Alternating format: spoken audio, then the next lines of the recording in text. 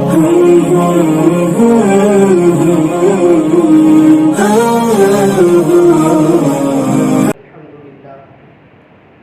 لله نحمده ونستعينه ونستغفره ونؤمن به ونتوكل عليه ونعوذ بالله من شرور أنفسنا ومن سيئات أعمالنا من يهده الله فلا مضل له ومن يضلل فلا هادي له ونشهد أن لا إله إلا الله وحده لا شريك له ونشهد أن سيدنا ومولانا محمدا عبده ورسوله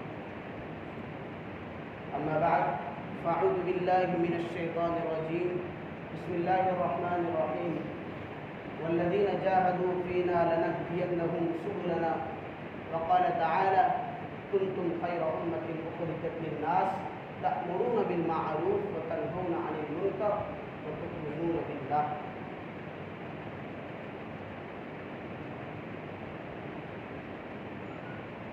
دوستو اللہ رب العزت کا بے انتہا کرم ہوا، احسان ہوا، فضل ہوا کہ اللہ پاک نے ہم سب کو یہاں جمع فرمایا کہ ہر اتوار کو ہم جمع ہوتے ہیں. تو کیوں؟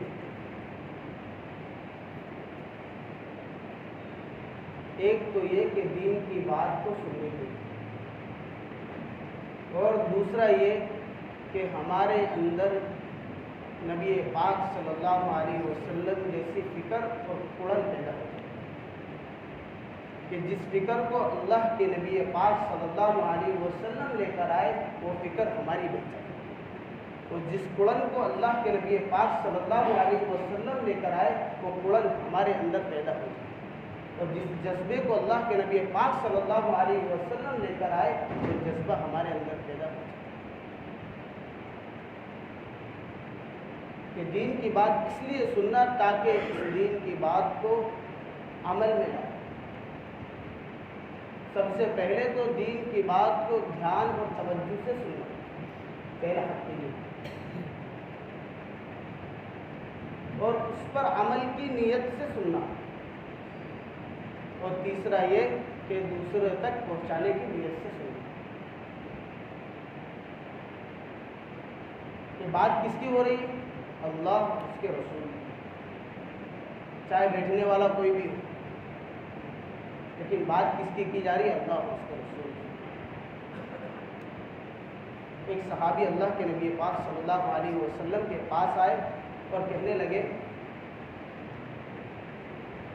اللہ کے نبی پاک صلی اللہ علیہ وسلم مجھے نکاح کرنا ہے. اب سے کالے صحابی ہے، سیاہ ہے، رنگ کالا ہے. اللہ کے نبی پاک صلی اللہ علیہ وسلم سے کیا کہہ رہے ہیں کہ اللہ کے نبی مجھے نکاح کرنا ہے. اللہ کے نبی نے کہا شہر کے باہر جاؤ، وہاں سب سے زیادہ خوبصورت لڑکی ہے. وہ صحابی وہاں جاتے ہیں، وہ دروازہ کھینچاتے ہیں، اندر سے باپ نکلتا ہے. تو وہ صحابی کہتے ہیں کہ مجھے اللہ کے نبی نے بھیجے اور آپ کی لڑکی سے مجھے نکاح کرنا ہے. تو باپ کہتا ہے کہ شہر میں سب سے زیادہ خوبصورت میری لڑکی ہے اور تو شہر میں سب سے زیادہ کالا ہے، میں کیسے دے سکتا ہوں؟ تو اندر سے آواز آئی ابا جان آنے والے کو مت دیکھو، بھیجنے والے کو. آیا کون ہے وہ مت دیکھو، بھیجا کس نے وہ دیکھو. کہ بھیجنے والا کون ہے؟ اللہ کے نبی پاک صلی اللہ علیہ وسلم. تو ہم یہ نہ دیکھیں بات کون کر رہا ہے، بات کس کی بیان کی ہے کہ ہم دین کی بات کو سن رہے ہیں، عظمت کے ساتھ سننا کہ ایک ایک گھڑی اللہ کے نبی پاک صلی اللہ علیہ وسلم کی عظمت ہمارے دل میں ہو کہ جو بات ہو رہی ہے اللہ اس کے رسول کی ہو. دل کے اندر عظمت ہوگی تو اللہ پاک عمل کی توفیق دے. عظمت نہیں ہوگی تو دھیان ادھر ادھر جائے اور عمل کی توفیق بھی نہیں. تو بات کو کیسے سننا ہے؟ دھیان اور توجہ کے ساتھ، عمل کی نیت کے ساتھ. ہم بڑا قیمتی وقت نکال کر آئے دوستوں، یہ ہمارا بہت قیمتی وقت ہے. اگر یہ وقت ہم دکان پر لگاتے تو کتنے پیسے آ جاتے؟ اگر یہ وقت کاروبار میں لگاتے تو کتنے پیسے آ جاتے؟ لیکن اللہ کا شکر ادا کرے کہ اللہ پاک نے دین کے لیے لگانے کے اللہ کے نبی پاک صلی اللہ علیہ وسلم نے فرمایا اللہ تبارک و تعالی جس کے ساتھ بھلائی کا ارادہ فرماتے ہیں اسے دین کی سمجھ دیتے ہیں۔ آپ کے ساتھ اللہ تبارک و تعالی نے بھلائی کا ارادہ فرمایا، اس لیے کیا ہوا کہ دین کی سمجھ تھی تبھی مسجد میں آئے، دین کی سمجھ تھی تبھی اللہ کے اور اس کے رسول کی بات سننے کے لیے مسجد میں آئے۔ تو بات اللہ اور اس کے رسول کی ہو رہی عظمت کے ساتھ سنی۔ دوستو، اللہ رب العزت نے ہم سب کو دنیا کے اندر بے شمار نعمتوں سے نوازا۔ ایک بات اور یہ بتانی ہے کہ مجلس جو لگی ہے دوستو، یہ عام مجلس نہیں ہے۔ اصل بتانے کا مقصد مجلس کی فضیلت ہی ہے دوستو۔ ترمذی کی روایت ہے کہ جہاں کہیں بھی ایسی مجلسیں لگتی ہے تو ایسی مجلسوں کو فرشتے چاروں طرف سے گھیر لیتے ہیں اور یہ فرشتے آسمان تک قطار لگا دیتے ہیں۔ جب مجلس ختم ہوتی ہے تو یہ فرشتے اللہ تبارک و تعالیٰ کے پاس جاتے ہیں۔ اللہ تبارک و تعالیٰ جاننے کے باوجود پوچھ رہے ہیں، او میرے فرشتوں تم کہاں سے آئے؟ ہمارے دماغ کے اندر یہ سوال پیدا ہوگا کہ اللہ تبارک و تعالیٰ کا عالم الغیب ہے، ہر چیز کو جاننے والا ہے، کیوں پوچھ رہا ہے؟ اللہ تبارک و تعالیٰ فرشتوں کو ایک بات یاد دلانا چاہتے ہیں۔ وہ کون سی بات؟ کہ جس وقت اللہ تبارک و تعالیٰ نے پوری دنیا کو بنایا اس وقت تمام فرشتوں کو ایک جگہ جمع کیا اور کیا کہا؟ وَإِذْ قَالَ رَبُّكَ لِلْمَلَائِكَةِ إِنِّي جَاعِلٌ فِي الْأَرْضِ خَلِيفَةً، او میرے فرشتوں، میں دنیا کے اندر اپنا خلیفہ، اپنا نائب انسانوں کو پیدا کرنے والا ہوں۔ تو فرشتوں نے اس وقت کہا تھا قَالُوا وَتَجْعَلُ فِيهَا مَن يُفْسِدُ فِيهَا وَيَسْفِكُ الدِّمَاءَ، کہ اللہ پاک آپ ایسے انسانوں کو پیدا کر رہے جو زمین پر جا کر فساد مچائیں گے، خون خرابہ کریں گے۔ اللہ تبارک و تعالیٰ نے فرمایا جو میں جانتا ہوں تم نہیں جانتے۔ تو اسی بات کو یاد دلانے کے لیے اللہ تبارک و تعالیٰ فرشتوں سے پوچھ رہے، او میرے فرشتوں تم کہاں سے آ رہے؟ تو فرشتے کہتے ہیں اللہ پاک ہم اسی مجلس سے آ رہے ہیں جہاں تیرا ذکر ہو رہا تھا، جہاں تیرے رسول کا ذکر ہو رہا تھا، جہاں یہ لوگ جنت کی طلب کر رہے تھے اور جہنم سے پناہ مانگ رہے تھے۔ تو اللہ تبارک و تعالیٰ فرماتے ہیں او میرے فرشتوں تم گواہ رہو میں نے مغفرت کی، میں نے ان کے گناہوں کو معاف کیا۔ اللہ تبارک و تعالیٰ تو بتا رہی ہے کہ میں اپنے بندے کے گناہوں کو کس طرح اور کس طریقے سے معاف کروں۔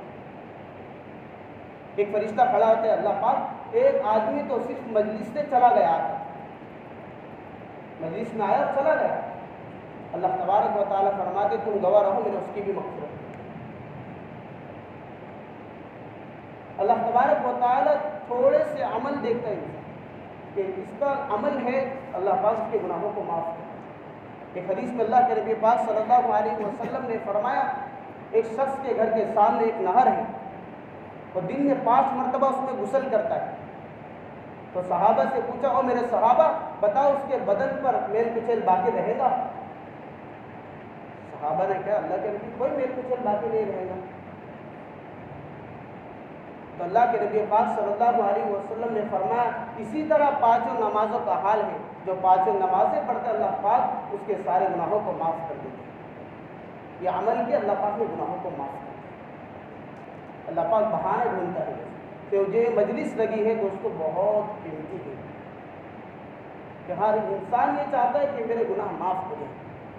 ہم جانتے ہیں ہمارے گناہ کتنے ہیں، رات کی تنہائی کیسی ہے، دن کے اجالے کے گناہ کیسے ہیں، ہماری آنکھوں کی نظروں کے گناہ کیسے ہیں، ہم خود جانتے ہیں کہ رات کو سونے سے پہلے کون سا گناہ کر کے سویا، کہ اٹھنے سے پہلے کون سا گناہ کیا، صبح سے لے کر شام تک کون سا گناہ کیا، ہم خود جانتے ہیں۔ ایک ایک لمحہ ہمارا گناہوں کے اندر گزر رہے ہم جانتے ہیں۔ ہماری نظریں اٹھی ہم نے گناہ کر لیا، ہماری نظریں اٹھی ہم نے بد نظری کر لی کہ وقتاً فوقتاً ہم سے گناہ ہو رہے ہیں۔ اللہ پاک ہمارے گناہوں کو معاف کرنے کے لیے تیار ہے. اللہ غفور الرحیم ہے کہ اللہ تبارک و تعالیٰ جو دیکھتے ہیں بندے کی طلب دیکھتے ہیں. ایک حدیث میں اللہ کے نبی پاک صلی اللہ علیہ وسلم نے فرمایا جو بندہ 2 آنسو رحم کے مارے کرتا ہے اللہ پاک اس کے سارے گناہوں کو معاف کر دیتے ہیں. تو سوچے کہ کبھی اللہ کے سامنے میں نے ہاتھ اٹھا کر دعا بھی مانگا, نماز بھی فوراً نکل گیا گھر سے, نماز بھی فوراً چھوڑ کر چلا گیا دعا. اللہ کے سامنے مانگنے کی توفیق نہیں ہے, آنسو بہانے کی توفیق نہیں ہے, پھر کاروبار میں ٹینشن, گھر والوں میں ٹینشن, اللہ کے سامنے مانگنا نہیں سیکھا. اللہ تو معاف کرنے کے لیے تیار ہے کہ کیا کروں, بہت گنہگار ہوں, بہت گناہ کہ اللہ کیسے معاف کرے. اللہ پاک تو 99 قتل کرنے والے کی توبہ کو بھی معاف کرنا ہے, گناہوں کو معاف کرنے والے. 100 قتل کر دیا اس کے بعد بھی اللہ پاک نے کیا کر دیا, معاف کر دیا. ہمیں سمجھتے بہت گناہ کیے, صبح سے شام تک گناہ کرے, اللہ کیسے معاف کرے. اللہ کے سامنے ہاتھ اٹھا کر تو دیکھو, اللہ ضرور معاف کرے. اللہ بندے کے گمان کے مطابق فیصلے کرتا ہے کہ تیرا گمان کیسا ہے. تیرا گمان ایسا ہے کہ میں معاف کروں گا تو میں تجھے ضرور معاف کروں گا. تیرا گمان شک والا ہے تو شک میں رہے. تیرا گمان ایسا ہے کہ معاف ہوئی کہ نہیں ہوئی تو تیرے شک کے مطابق, تیرے گمان کے مطابق. تو دوست اللہ تبارک و تعالیٰ بہانہ ڈھونڈتا ہے کہ بندے کے گناہوں کو اللہ تبارک و تعالیٰ کس طرح معاف کرے. کہ مجلس لگی, مجلس کے ذریعے سے اللہ پاک نے صغیرہ گناہوں کو معاف کر دیا. ختم ہوئی, اللہ پاک نے صغیرہ گناہوں کو معاف کر دیا. تو دوستو اصل بات تو یہ ہے کہ اللہ پاک نے ہم سب کو دنیا کے اندر بے شمار نعمتوں سے نوازا. اتنی نعمت ہے کہ قرآن کریم اللہ تبارک و تعالیٰ فرماتے ہیں وَإِن تَعُدُّوا نِعْمَتَ اللَّهِ لَا تُحْصُوهَا. اگر تم اللہ تبارک و تعالیٰ کی نعمتوں کو شمار کرنا چاہو تو نہیں کر سکتے. خود سوچے کہ اللہ پاک نے دنیا کے اندر ہم سب کو کتنی نعمتیں دی. کہ زبان اللہ تبارک و تعالیٰ کی نعمت ہے. بتاؤ زبان کا تھوڑا سی ٹکڑا کٹ گیا تو انسان بولنے کو لاچار ہو جائے, بول نہیں سکتا صحیح سے. آپ اللہ تبارک و تعالیٰ کی بہت بڑی نعمت ہے. آپ کی بینائی چلی جائے تو انسان دیکھ نہیں سکتا. کان میں سننے کی طاقت ہے, اللہ تبارک و تعالیٰ کی بہت بڑی نعمت ہے. کہ جتنے اعضاء اللہ تبارک و تعالیٰ نے دیے یہ بہت بڑی نعمت ہے. اس نعمت کی قدر کب پتہ چلے گی؟ جب یہ کام کرنا بند کر دے گی, جب آنکھ دیکھنا بند کر دے گی اس وقت پتہ چلے گا کہ میری آنکھ کتنی قیمتی تھی. جب زبان بولنا بند کر دیں گے اس وقت پتہ چلے گا کہ میری زبان کتنی قیمتی تھی. میری زبان کے ذریعے سے کیا کیا بول دیا, کون کون سے لفظ استعمال کر دیے. کہ کان یہ بہت بڑی نعمت تھی, اس وقت پتہ چلے گا جب اس کان کے سننے کی طاقت ختم ہو جائے. ہاتھ پیر یہ بہت بڑی نعمت ہے, جو اس وقت پتہ چلے گا جب اس سے کام کرنے کی طاقت ختم ہو جائے. ان سے پوچھو جو چل نہیں سکتے, دونوں پیر کٹے ہوئے ہیں, بھائی تو کہاں جانا چاہتا ہے, تو دل کی بات بتا نہیں سکتے.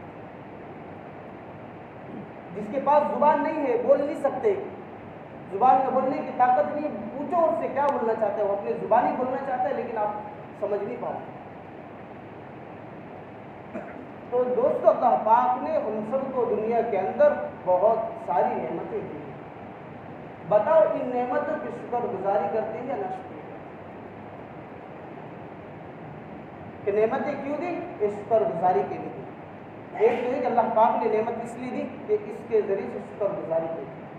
اللہ تبارک و تعالیٰ فرماتے ہیں واللہ اخرجکم من بطون امہاتکم لا تعلمون شیئا وجعل لکم السمع والابصار والافئدہ لعلکم تشکرون. اللہ تبارک و تعالیٰ فرماتے ہیں کہ ہم نے تم کو تمہاری ماؤں کے پیٹوں سے پیدا کیا حالانکہ تمہیں اس کا کچھ علم بھی نہ تھا. جب بچہ چھوٹا ہوتا ہے تو اس کو پتہ نہیں ہوتا ہے کہ مجھے اپنی غذا کہاں سے حاصل کرنی ہے, دودھ کہاں سے پینا ہے, پانی کہاں سے پینا ہے, پاخانہ کہاں سے کرنا ہے, کہ اسے پتہ نہیں ہوتا ہے کہ اپنی ضرورت کیسے پوری کرنی ہے. پھر آگے اللہ تبارک و تعالیٰ فرماتے ہیں وَجَعَلَ لَكُمُ السَّمْعَ وَالْأَبْصَارَ وَالْأَفْئِدَةَ لَعَلَّكُمْ تَشْكُرُونَ. ہم نے تمہارے کان بنائے, آنکھ بنایا, دل بنایا, کیوں؟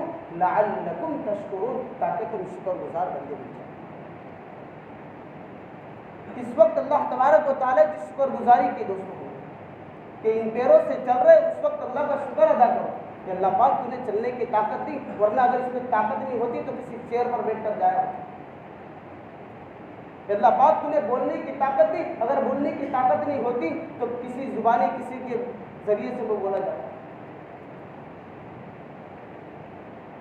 کہ اتنی ساری نعمتیں اللہ پاک نے کیوں دی دوستوں؟ ایک تو یہ کہ اس کی شکر گزاری کی، اور دوسرا کیا؟ ان نعمت کے تمام نعمت اللہ پاک نے کیوں دی؟ وَكَذَلِكَ يُتِمُّ نِعْمَتَهُ لَعَلَّكُمْ تُسْلِمُونَ۔ اللہ تبارک و تعالیٰ فرماتے ہیں یہ تمام نعمتیں دینے کا مقصد ایک لَعَلَّكُمْ تُسْلِمُونَ، تاکہ تم میرے فرما بردار بن جاؤ۔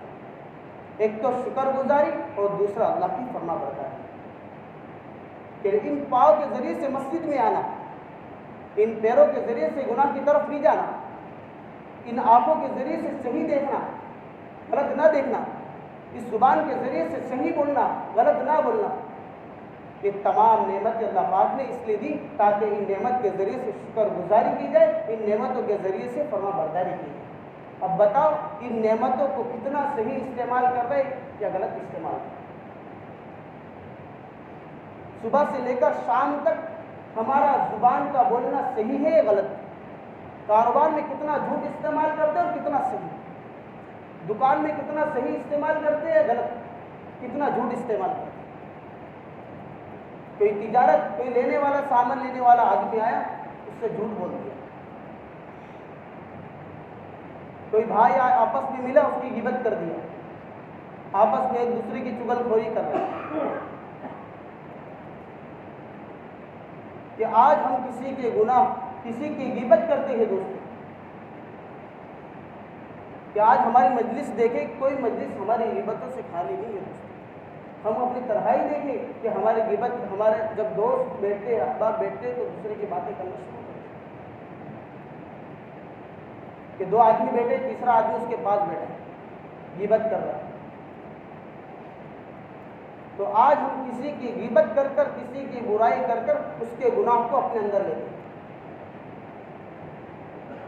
ایک بزرگ کی بعض لوگ غیبتیں کر رہے تھے تو ان کے مریدین نے آ کر کہا حضرت بعض لوگ آپ کی غیبت کر رہے ہیں، برائی کر رہے ہیں۔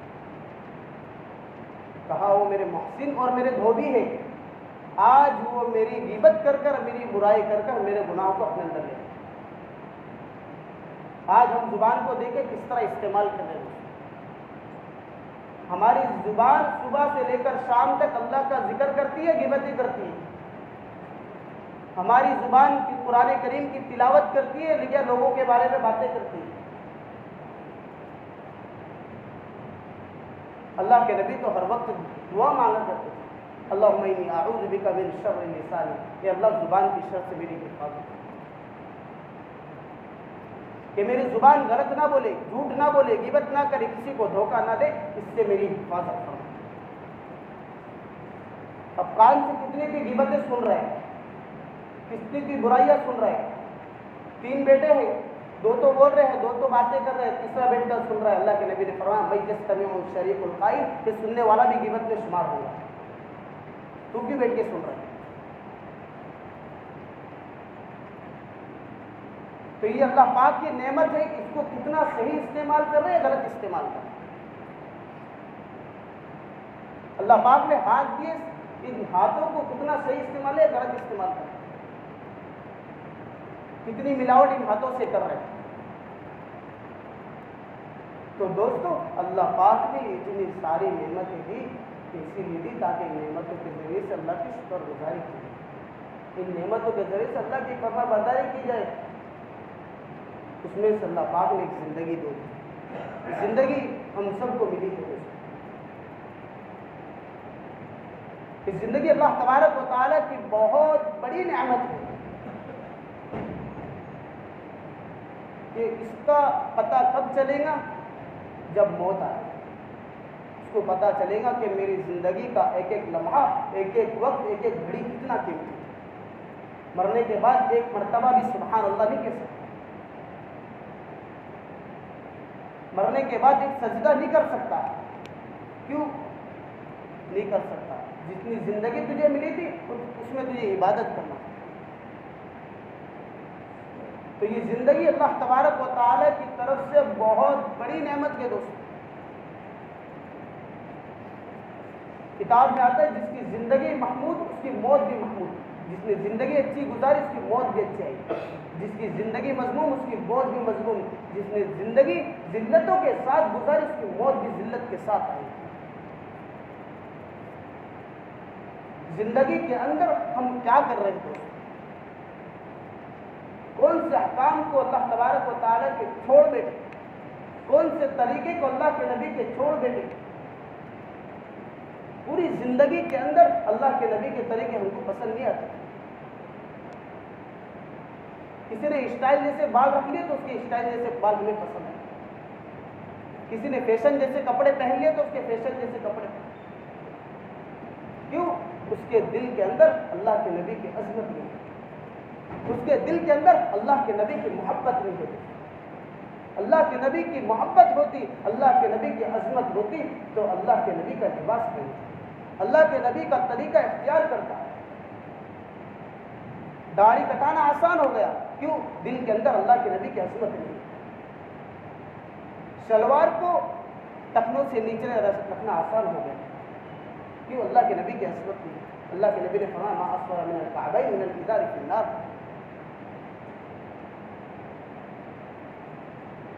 تو اللہ کے نبی پاک صلی اللہ علیہ وسلم کی عظمت کو پیدا کرنا,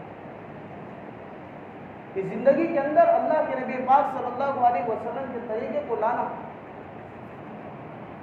اللہ تبارک و تعالیٰ کے احکام کو اپنی زندگی کے اندر لانا. بتاؤ 5 وقت کی اذان ہوتی ہے, ان 5 وقت کی اذان پہ کتنے پابندی کے ساتھ پہنچتے ہیں. اذان ہوگی فوراً مسجد جائیں. اذان ہونے کے بعد بھی ہمارا کاروبار چالو ہے. کیوں؟ ہمارے دل کے اندر اللہ کی عظمت ہے, اللہ کی بڑائی ہمارے دلوں کے اندر نہیں ہے, اس لیے مسجدوں میں آنا مشکل ہوگا. نماز میں لیٹ سے پہنچ رہے ہیں, دیر سے پہنچ رہے ہیں, 1 رکعت چلے گی 2 رکعت چلے گی. کیوں؟ عظمت نہیں ہے. اس لیے اگر عظمت ہوتی تو اذان ہوتے سے فوراً مسجد نہ جائے. عظمت کس کی؟ کاروبار کی عظمت ہے, دکان کی عظمت ہے. اگر دکان بند کر دوں گا تو اتنا نقصان ہو جائے گا. اگر اللہ کی عبادت کریں گے تو اللہ اس سے دگنا چگنا دے گا. تو اللہ تبارک و تعالیٰ کی عبادت کرے گا تو اللہ تبارک و تعالیٰ اس کو اور بڑھا دے گا. لیکن عظمت کس بات کی بیٹی ہے؟ اس بات کی عظمت بیٹی ہوئی کہ میرے کاروبار میں نقصان ہو جائے, میرے کاروبار کی عظمت ہے. اگر اللہ کی عظمت ہوتی تو اللہ کی عبادت کرنا آسان, وقت پر مسجد میں پہنچنا آسان. تو دوستو زندگی اسی لیے دی, اس زندگی میں اللہ کے احکام پر چلنا اور نبی پاک صلی اللہ علیہ وسلم کے طریقے کے مطابق زندگی گزارنا. ہم میں سے ہر شخص اللہ کے راستے میں نکلنے والا ہے دوستو. ہر شخص, کس کے 4 مہینے لگے, کسی کے 40 دن لگے, لیکن وقت لگانے کے بعد اس کا حلیہ اور اس کا طریقہ اللہ کے نبی کے طریقے کے خلاف جا رہا ہے. وقت لگا کر آیا, اس کے پہلے دن کی فجر گھر میں پڑھ رہا ہے. کیوں؟ کیا بات ہے کہ وقت لگا کر آیا, 2 دن ہوئے, 3 دن ہوئے, تیسرے دن لباس اتار کر رکھ دیا, پینٹ شرٹ پہن لی, ٹی شرٹ پہن لی.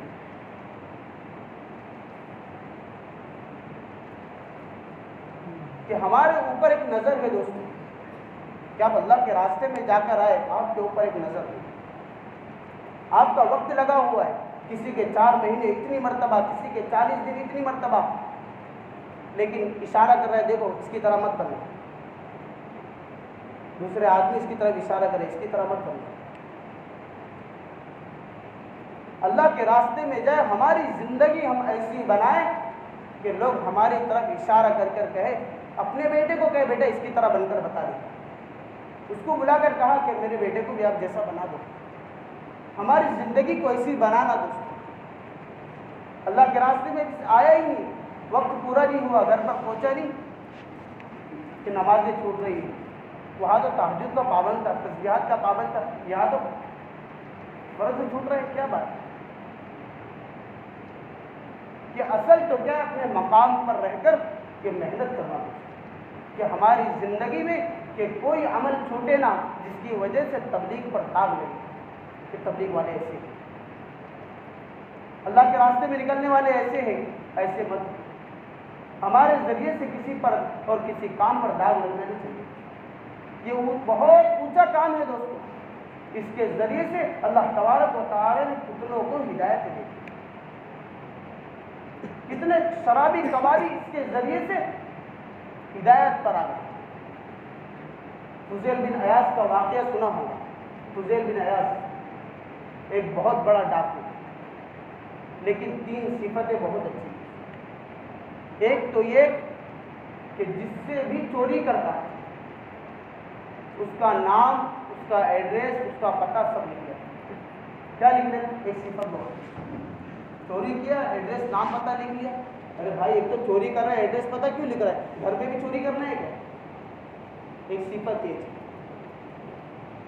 اور دوسری صفت یہ تھی کہ بچوں کی اور عورتوں کے اوپر کبھی حملہ نہیں کرتا، ان سے مال کبھی نہ چھینتا، ان کو کبھی نہ مارتا۔ اور تیسری صفت یہ تھی کہ اس کی جماعت کے اندر کوئی بے نمازی نہیں ہوتا۔ یہ 3 صفت تھی۔ چوری کرتا رہا۔ ایک مرتبہ ایک بس کے اندر چوری کرنے کے لیے سارے بس والوں کو نیچے اتارا، سب اتر گئے، بزرگ اندر بیٹھے ہوئے بس کے آخر کے اندر قرآن پڑھ رہے۔ تو یہ بس میں گیا اور دیکھنے لگا، وہ آیت پڑھ رہے تھے، کیا مسلمانوں کا وہ دین نہیں آیا کہ اللہ سے ڈرے؟ وہ سنتے ہی گھبراہٹ میں آ گیا، کہا آ گیا یہ کہتے ہوئے نیچے اترا، اور جتنے قوم کے لوگ تھے ان سب سے کہا آج سے ڈاکو گیری بند، آج سے کوئی چوری نہیں کرے، آج کوئی ڈاکہ نہیں ڈالیں گے۔ آج سے کیا ہوا؟ اچانک بدل گئے، کہا آج سے کوئی، سب کو چھٹی، سب جاؤ، سب کو بھجا دیں۔ اب اس کی ایک صفت تھی کہ چوری کرتا تو کیا کرتا تھا؟ سب کے نام، ایڈریس پتہ لکھ لیں، سب کے نام ایڈریس پتہ کے اوپر ساروں کا مال پہنچا دیا، سب کا مال کیا پہنچا دیا، جس کا جتنا مال تھا مال بھی لکھتا کہ اس کا کتنا مال لیا، سب کو مال پہنچا۔ اس کے بعد ایک آدمی کا مال باقی رہ گیا، اس کے پاس کچھ مال نہیں بچا، سب مال تقسیم کر دیا۔ اس کے بعد ایک آدمی کا قرضہ باقی رہ گیا، اس کے پاس تو کچھ مال نہیں، اور وہ رہتا تھا سمندر کے اس پار، نہر کے اس پار رہتا تھا۔ اس نے سوچا کہ جا کر اس سے معافی ہی مانگ لیتا ہوں، تو کیسے کیسے کر کر اس کے مقام پر پہنچا، کہا میں نے اللہ سے توبہ کر لی۔ وہ تو کافر تھا، یہودی تھا، وہ کیا سمجھے گا؟ کہا اگر تو معاف نہیں کرنا چاہتا ہے تو تم مجھ سے کچھ کام لے لے، اور جس وقت تیری اجرت ختم ہو جائے گی، جتنا تیرا مال میں نے چرایا تھا اتنے کے بقدر یہ ادا ہو جائے گا، اس کے بعد مجھے تو چھوڑ دے گا اگر تو چاہے تو، ورنہ پھر کام پر لگائے رکھے۔ تو اس کے پاس کام کرتا رہا، نہ جانے کون سے کھیت کے اندر کہاں کام لگایا۔ کچھ دنوں کے بعد اس کو بلایا، کہا تو نے صحیح میں توبہ کر لی؟ کہا میں نے توبہ کر لی۔ کہا جا میرے بستر کے نیچے بہت سارے پیسے رکھے ہوئے۔ کیا کہا؟ میرے بستر کے نیچے بہت سارے پیسے رکھے ہوئے، کیا وہ لے کر؟ ارے آپ کے گھر پر کیسے جاؤ؟ وہ بھی کھڑکی سے جانا ہے۔ کہاں سے جانا ہے؟ جس طرح تو چوری کرتا تھا اسی طرح جا کر ان پیسوں کو اٹھا کر لے کر۔ آپ کا گھر ہے اور آپ کے گھر کی چوری کرنا ہے تو آسان ہے، کوئی بات نہیں، مجھے تو توبہ کی نیت سے نکلا۔ جاتا ہے گھر میں سے بہت سارے پیسے اس تھیلے کے اندر بھر کر لاتا ہے۔ جیسے ہی وہ تھیلا اس کے پاس رکھتا ہے، وہ تھیلا کھول کر دیکھتا ہے بہت سارے پیسے، وہ بے تحاشا رونے لگتا ہے۔ کیا بھائی کیا بات ہے؟ آپ نے تو کہا تھا کہ پیسے لے کر آنا، میں نے لے کر آ گیا، آپ کیوں رو رہے؟ آپ کے گھر کے پیسے؟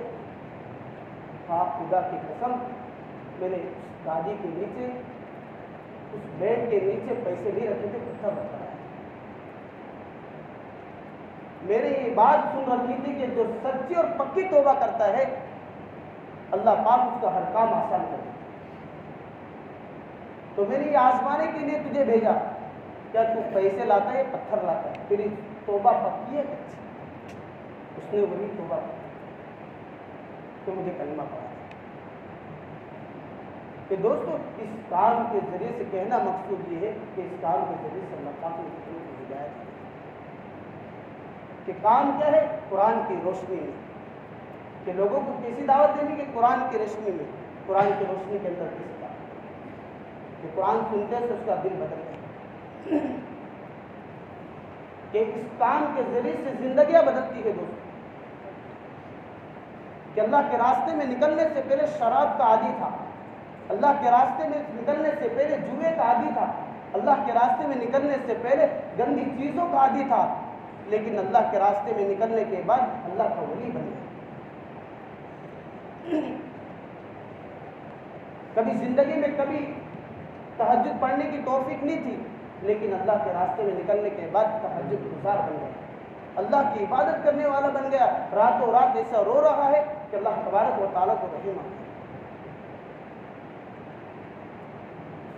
تو دوستو یہ راستہ سکھانا ہے کہ زندگی کس طرح گزارنا، اس راستے کے ذریعے سے کیسے لوگ کیسے لوگ، یہ راستہ سکھاتا ہے۔ اگر اس راستے میں ہم نہ نکلے تو آپ کو ایک کارگزاری سناتا ہوں۔ ایک جگہ ہماری جماعت گئی اور اس مسجد کے اندر کوئی امام نہیں،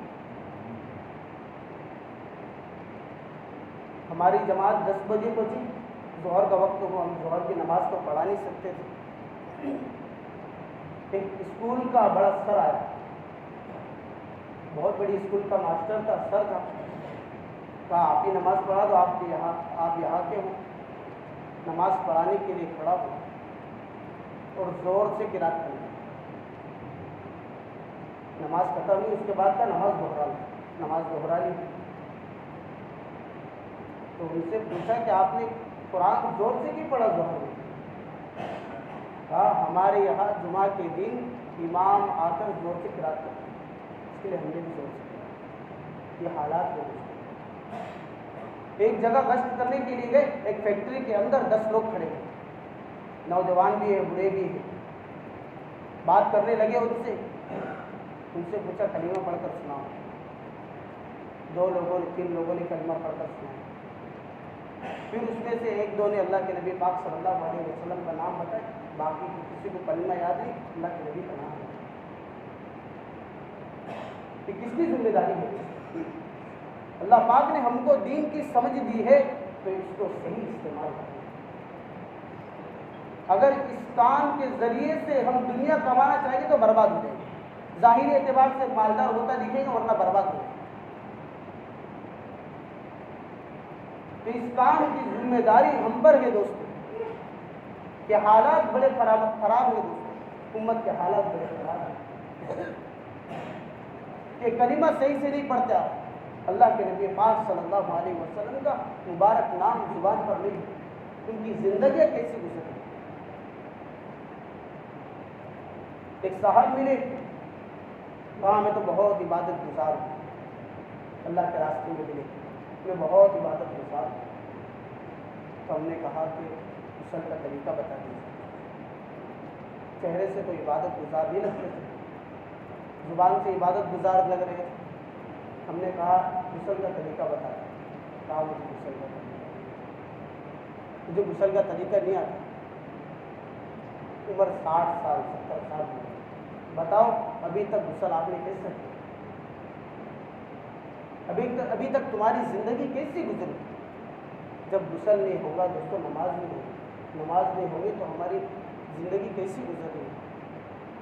یہ حالات اور یہ پریشانیاں، یہ امت کے حالات اور یہ امت کی قڑت ہمارے دلوں کے اندر پیدا کرنے کی ضرورت ہے کہ اللہ کے نبی پاک صلی اللہ علیہ وسلم یہ قڑن اور یہ فکر لے کر آئے کہ یہ قڑن اور یہ فکر ہمارے دلوں کے اندر پیدا ہو کہ 4 مہینے اور چلے لگا کر کوئی بیٹھ نہیں جانا ہے، 4 مہینے لگا کر دیکھتے ہیں کہ امت کا حال کیا ہے. اس کے بعد ہمارے دلوں کے اندر ایک فکر پیدا ہو کہ ہمارے مسجد کا پڑوسی، ہمارے مسجد کے لوگ، کہ ہمارے مسجد کے پاس میں رہنے والے کوئی بے نمازی نہ رہے. اس کی فکر ہم کو کہ اللہ کے راستے میں جا کر سب کی ملاقات کر کر نماز کے لیے بلا رہا ہے، لیکن خود کی مسجد کے پاس کوئی بے نماز نہیں. مسجد کے پڑوس میں گھر ہے لیکن بے نماز نہیں. اس کو کون دعوت دے؟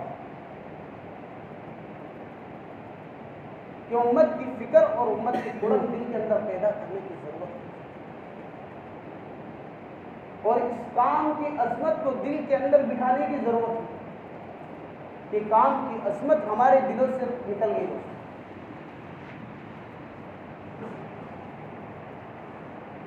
کہ اللہ کے راستے میں جانا ہم کو بوجھ رہا.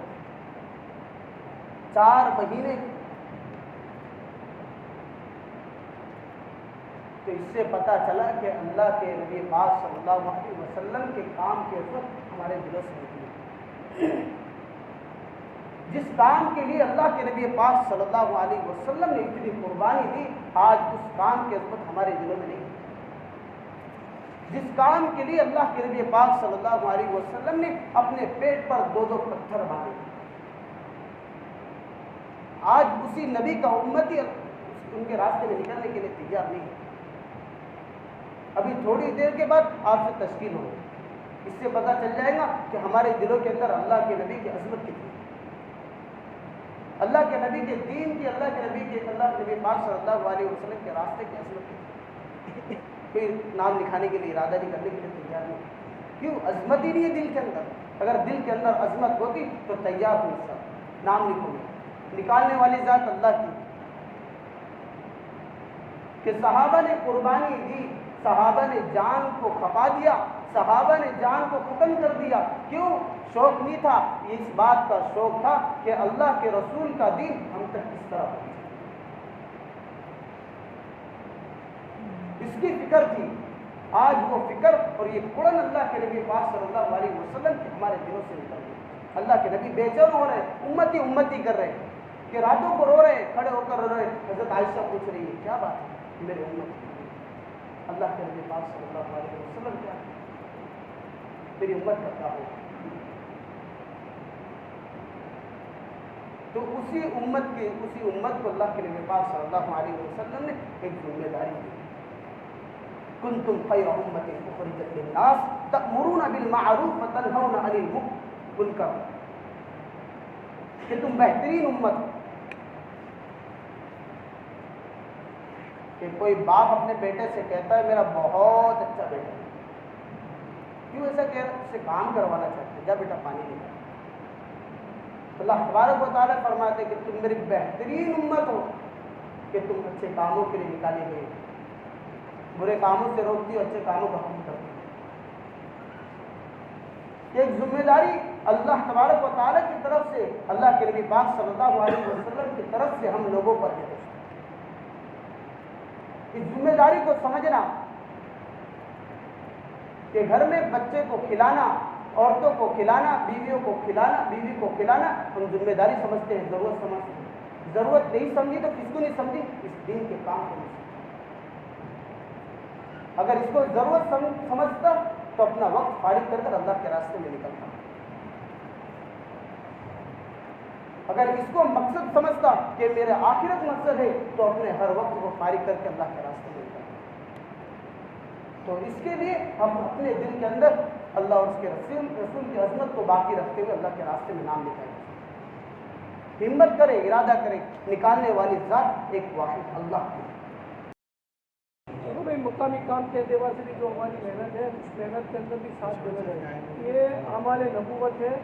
اعمال نبوت کو اپنے سینے سے لگا ہے بھائی. جتنا بھائی اس محنت کے اندر اپنا جان، مال، وقت اور صلاحیتوں کو اس محنت کے اندر لگائیں گے، اللہ ہماری فکروں سے، ہماری نسلوں سے، ہماری اتنی فکروں سے اللہ حفاظت فرمائیں گے اور اللہ تعالیٰ رحمت برکت بستی میں نازل فرمائیں گے. اس کے لیے مقامی محنت ہے. جو روزانہ جو کہتے ہیں نا مشورہ ہوتا ہے، 5 باتیں بتائی جاتی ہیں، اس کو ہم معمولی نہ سمجھے بھائی. روزانہ جو مشورہ ہوتا ہے فجر کی نماز کو ہر مسجد کے اندر، اس کے اندر سر جوڑ کر بیٹھنا ہے بھائی فکروں کے ساتھ. مشکل سے 5-7 منٹ کا مشورہ ہوتا ہے. اس مشورے کے اندر بیٹھے، خود بھی اور اپنے ساتھیوں کو بٹھانے کی فکر کریں.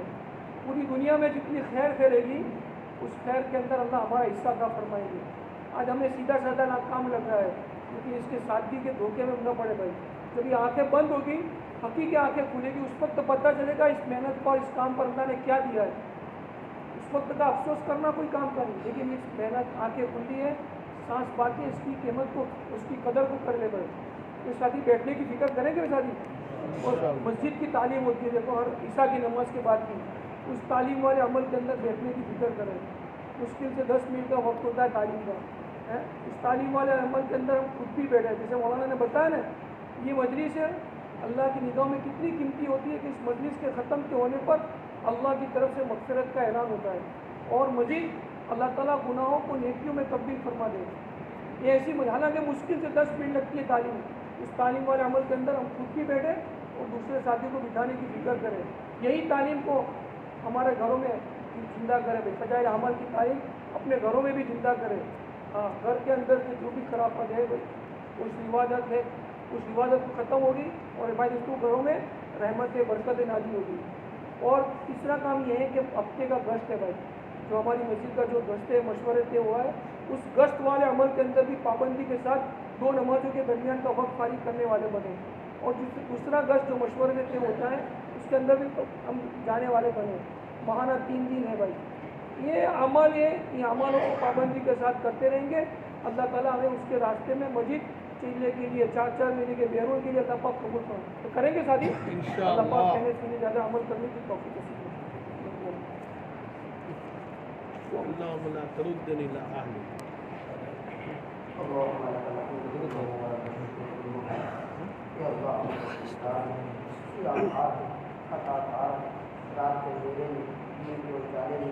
جانے میں بہت ہمارے تمام